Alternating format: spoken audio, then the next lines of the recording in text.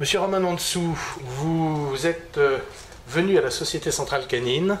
Nous sommes le 16 novembre 2015 et en tant que représentant et surtout vice-président de la Société Canine Malgache, pouvez-vous nous expliquer un petit peu l'objet de votre venue aujourd'hui? Oui, en fait c'est la deuxième fois que je viens en France visiter la Société Centrale Canine. J'étais venu la première fois l'année dernière pour demander la reconnaissance de la SCC, de la reconnaissance de l'existence de la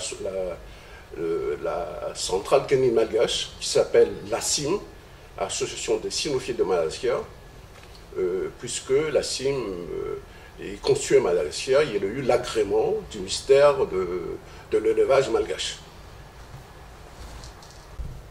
Alors, Monsieur Ramanansou, pouvez-vous nous raconter un petit peu, nous parler un peu plus de l'histoire de la CIM, sa création, où en êtes-vous aujourd'hui par rapport à la cynophilie internationale, c'est-à-dire la FCI, et en venir à vos rapports avec la Société Centrale Canine? Oui, la CIM a été constituée, créée en 2002.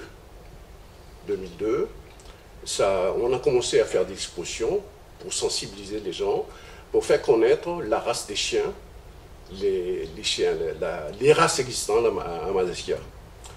Mais malheureusement, il y a eu une crise politique en 2009 qui a fait que la CIM a été mise en veilleuse. Et donc, pendant cette période de transition, 2009 à 2014, on était en veilleuse aussi. Et à partir de 2014, on a décidé de remettre sur le rail la CIM. C'est la raison pour laquelle j'étais venu à la SCC pour demander la reconnaissance de l'existence de la CIM. Bon, c'est un point. Notre objectif est d'être, mis à part la reconnaissance de la SCC, c'est d'être reconnu aussi par la FCI.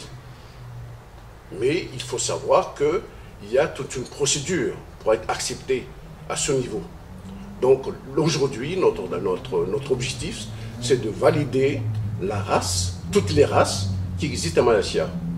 Il y a plusieurs, petit à petit, il va y avoir des créations de clubs de races sous l'égide, sous la patronage, si vous voulez, si vous permettez l'expression, de la CIM. Lequel la CIM a pour objectif uniquement, a pour mission, uniquement de gérer le livre des origines malgaches. Alors justement, à propos des races, peut-on parler de races canines autochtones, malgaches? On parle du coton du Tuléar, y en aurait-il d'autres à terme? Oui, mais ce qu'il faut savoir, c'est que le coton du Tuléar n'est plus géré par Madagascar. Il fut un temps, ça a été à Madagascar, mais comme ça a été délaissé, ça a été repris par des cynophiles malgaches ou français en France. Donc, coton du Tuléar, je n'en parle pas pour le moment. Mais pour le moment, il y a plusieurs races qui existent à Madagascar. Il y a, avec la tendance des gens à élever des molosses, à partir des rottweilers, des dogs allemands, des matins de Naples, des Arnstaff, tout ce genre de chiens constitue donc le cheptel malgache actuellement. Mais le grand problème à Madagascar, c'est que nous, à CIM, on veut surtout faire connaître la race, c'est-à-dire le pédigré. Pour nous, du moment que le chien n'a pas son pédigré, ça ne fera pas l'objet de notre mission.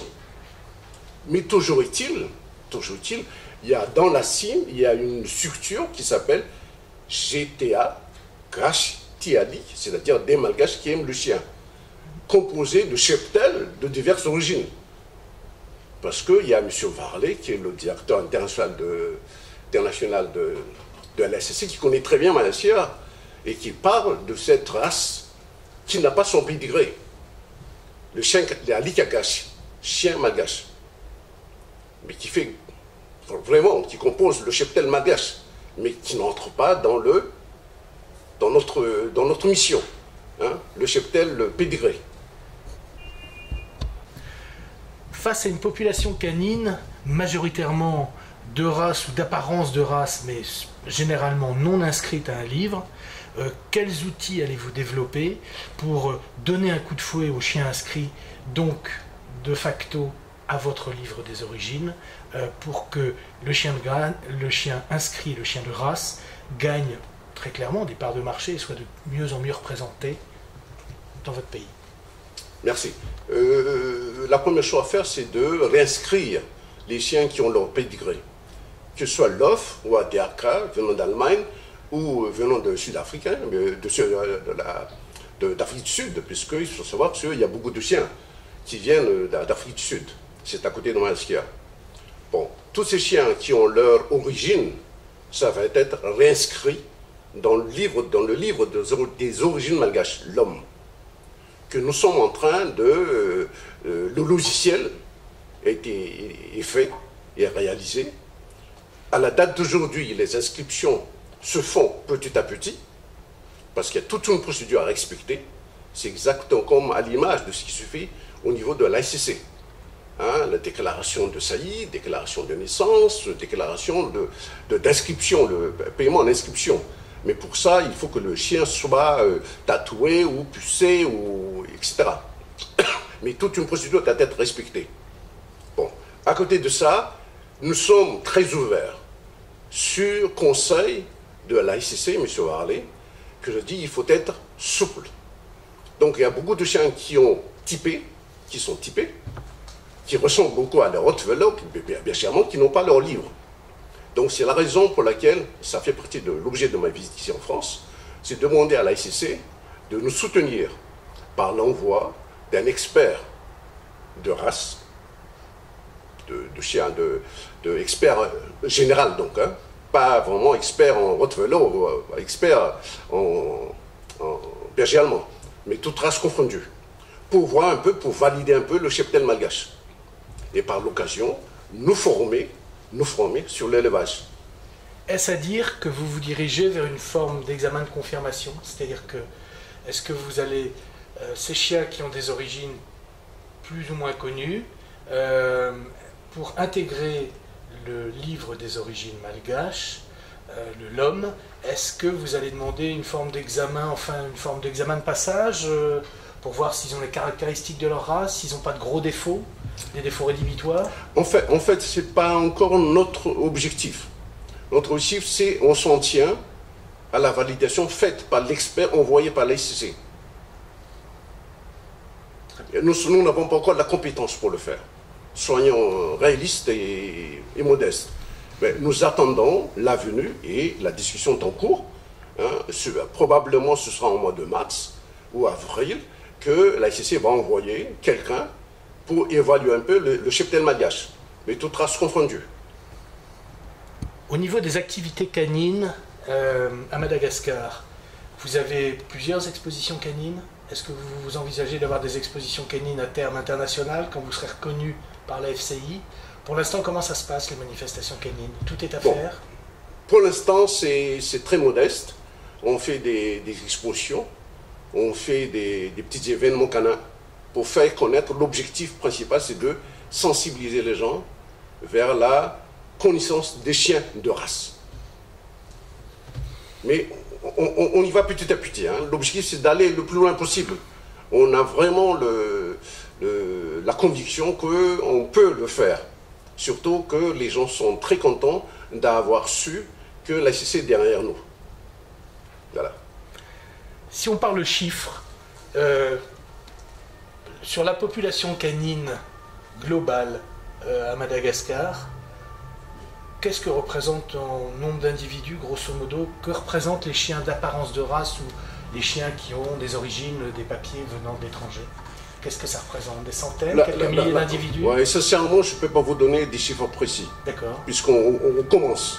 On commence vraiment à évoluer à partir de l'inscription dans le livre d'origine. Toujours est-il que, de par les shows, de par les événements canins qui a été donc faits durant les dernières années, quand il y a une explosion, on voit 200, 300 chiens qui passent. Mais tous ne sont pas pédigrés. Voilà. Ça veut dire qu'en fait, oui, un certain nombre présentent les caractéristiques d'une race, mais n'ont pas d'origine connue. Voilà, voilà. Des chiens typés, mais qui n'ont pas leur papier. Et c'est la raison de l'importance plutôt de la venue de l'ACC. Si vous aviez un souhait à formuler pour 2016, quel serait-il? Ben, c'est la concrétisation de cette passion. C'est que le maximum de chiens inscrits, avec un événement canin, vraiment de chiens inscrits. Et là, j'adhère vraiment à l'idée, au projet du club de race de bergers allemands, qui souhaite mettre en place, à organiser un national d'élevage de bergers allemands. Donc si ça se concrétise, c'est déjà quelque chose. Mais en tout cas, on s'achemine vers la concrétisation de la mission de la CIM. C'est gérer le livre des origines. Et ça, c'est un grand pas. Monsieur Ramanontsou, merci beaucoup pour toutes ces informations et longue vie à la nouvelle société canine. Merci de soutien de l'ACC. On compte beaucoup sur l'ACC. Merci.